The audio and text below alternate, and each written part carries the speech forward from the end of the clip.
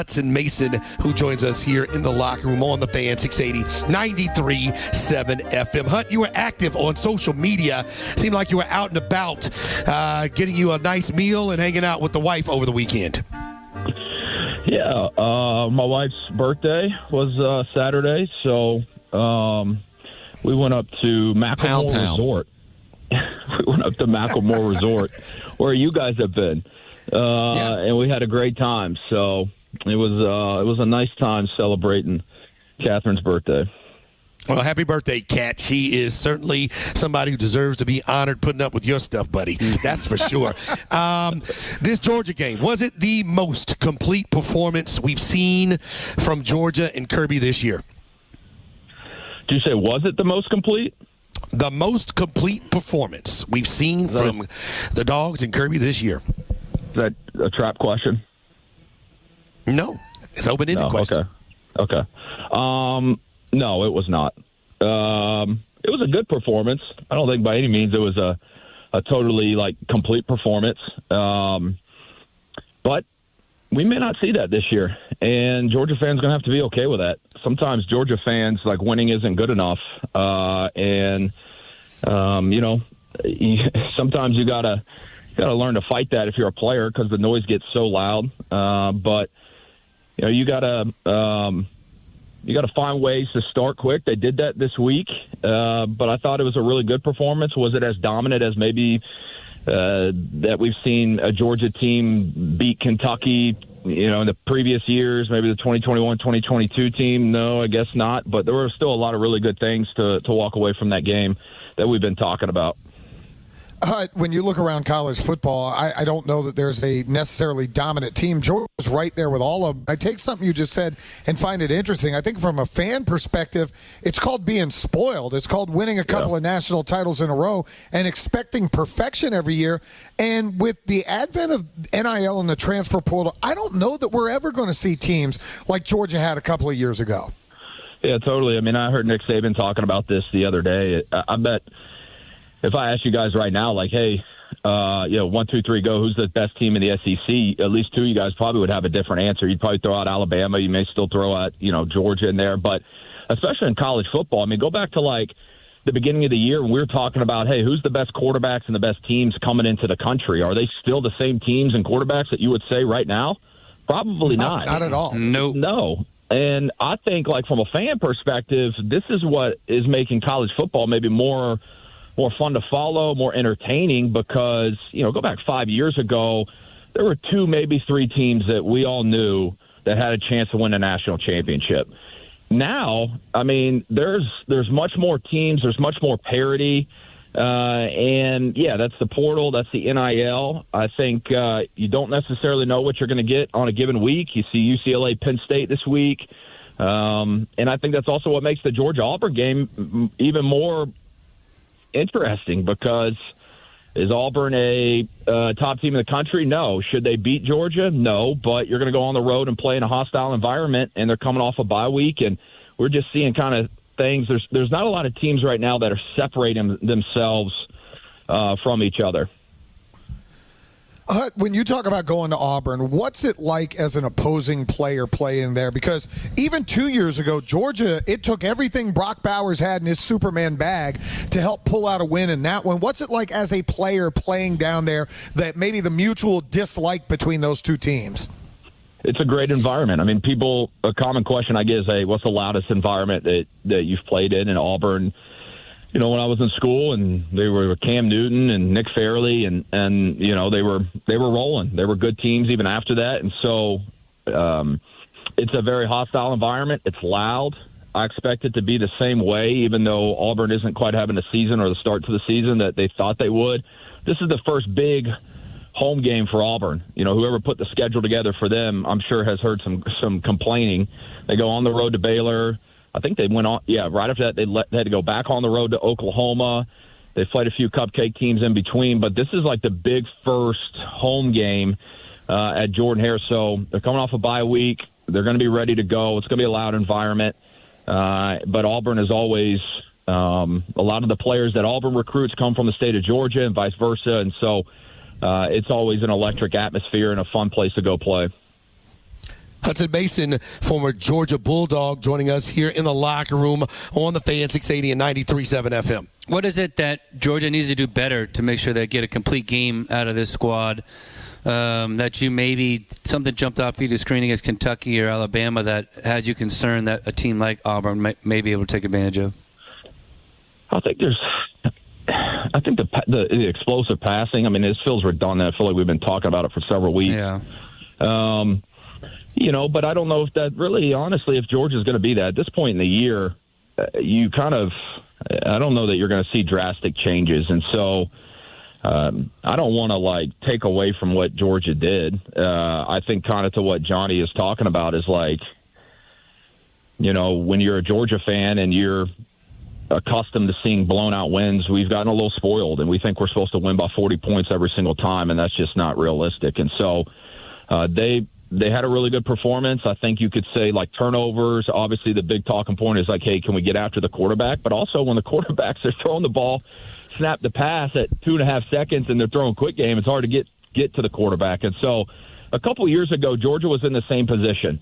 They weren't getting pressure, and Kirby started talking about this word havoc. And he was like, hey, we're far more concerned with havoc rate than we are necessarily sacks. Fans look at sacks.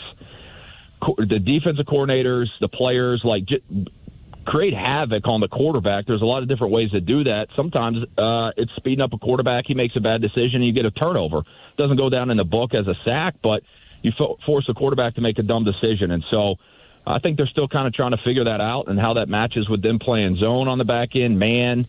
And so I think a few of those things, and would like to see just maybe some more explosive plays in the passing game. But other than that, I'd be nitpicking. You can coach them up. You get better as the season goes along. But sometimes you are what you are. Can Georgia win late and in the SEC championship type of game or college football playoff games if their defense doesn't increase the sacks that people are used to seeing?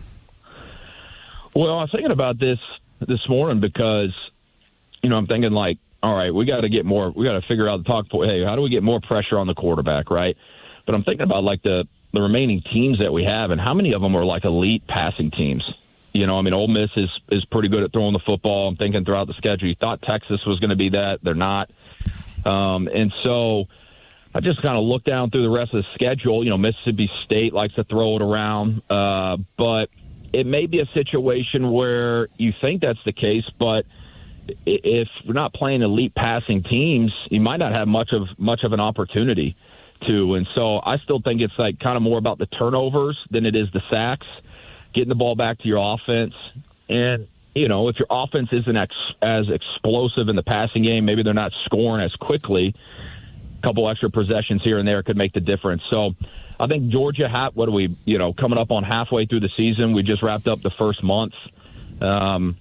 Georgia is kind of where I would expect them to be. They've lost one game that they probably had a chance to win. They could have won, but they also won a game that they probably should have lost. They should have lost if a field goal kicker in Knoxville makes a chip shot field goal. So, they've played to their record. They're in a good spot. Nobody in the SEC is really separating themselves, and so, back to my question about, hey, who's the best team in the SEC right now? You would probably say Alabama, and then a lot of people probably throw Georgia in there right behind them halfway through the season. So I think Georgia's they're in a good spot right now. What's the proper way to assess Drew Aller and Arch Manning? The hype is one thing. They can't control that. Expectations, there's something else. They can't control that. But their quarterback play, it just looks like they're just not elite. So what is the most fair or accurate way to assess them, as both of those quarterbacks had horrible losses with their programs this past weekend? After watching Penn State for the first couple of weeks, I think the Aller situation at Penn State is really more of a system fit problem, which is a deeper conversation. To Arch at Texas, it's a couple things. I mean, he was unfairly overhyped. But number two is, I think you can see it, man. I think you can see a kid who's not playing free. I think he's playing fearful. I don't know what that fear is of. Fear that he's going to get benched? Is it fear of failure because so many people have crowned him? But, I mean, you just look at him compared to when he came in last year and played. And I know he wasn't playing the same competition that he's played this year. and he wasn't the starter. But sometimes you see this where, like, a guy comes in when he's a number 2 guy, and he just plays more freely because he's not feeling the pressure of having to perform. And so I think right now he's lost. I think he's a very talented quarterback, and I think he's not playing as well as maybe his talent is. But I think you see a guy that's just spooked right now. And what's scary is I don't know how you recover that. That's a personal thing that he's got to figure out in his head. But you can tell the noise, the promotion in the preseason, really ever since the Ohio State game, he just looks like he is a little trigger shy, not seeing things, making bad decisions. And personally, guys, I feel like this is heading toward a situation where if they significantly underperform this year, this could be trending toward a situation where he transfers. That's really where I think it could be. Goodness. And we see these situations sometimes where, I mean, you see it in the NFL. You're seeing it right now with Daniel Jones. Sometimes like a second home or a start over is what a quarterback needs. And if it doesn't get turned around at Texas and Arch keeps playing the way he does, like, Texas is going to find themselves in a really, really difficult situation. And I think Arch will too. Hutson, when you take your lovely wife Kat to what is essentially, it's a beautiful mountain kind of golf resort, do you send her off to the spa and go play golf at all, or are you just it's all about her? What took place up there? Yeah, a little bit of both. So she wanted to do the spa, and then I just went to the driving range. And then because the views up there at the resort, as you guys know, on the golf course are so amazing, we played on Saturday. We just played 9 holes and awesome. Rode around, and she just hung out. So, yeah, it was a great time, and would definitely go back. Yeah, it's beautiful up there. We had a fantastic time when we went up there last time. We ate. I probably put on 9 pounds just in one meal up there. There was a lot going on. Kept coming. Well, yeah, there's a lot of things going on. Who's the best team in the country right now, Hut? You want me to say Miami, don't you? You're damn right I do. You want me to put up the U in the car right now, don't you? No, because then you got to take both hands off the steering wheel, so don't do that. No, I want you to be honest. Oregon, Ohio State, Miami, A&M. Yeah, I would Alabama, say right now, maybe. I would put Ohio State, Miami, and Oregon kind of in that first tier. But I'll tell you what, Carson Beck is playing like the best quarterback in the country. That's for sure. I just got done talking about like a fresh start sometimes for quarterbacks is a good thing. Look at Carson Beck. Yeah. I mean, he looks like a totally different guy than he did last year. Yeah. So. Well, that certainly is I was relating to you. Just finished your elaboration on the Carson Beck talk, but guess you're done. And that was it. The golf in the clouds at Macklemore might have been on your mind. Well, look, it was at least soothing to see the Dogs turn things around. The mistakes we saw against Alabama didn't show up as much, and then hopefully they can just keep that thing clean when they go to Jordan-Hare to try to beat the Auburn Tigers to start a new streak. Yes, sir. It's going to be a good one. 7:30 primetime Jordan-Hare. Fall is pretty much here, so it's kind of vest season. I don't know if you guys are getting your vest outs, but great golfing weather, man, great football weather, and enjoyed y'all's Mark Sanchez conversation on the way into work this morning. That had me laughing, thinking about John Michaels. We'll get back to that. Having some drinks and running wind sprints. We'll get back to that during OTP. Well, always good to catch up with you, Hut. Look forward for your analysis and just talking to you in general next week when we convene here in the locker room. All right, guys. Have a good week.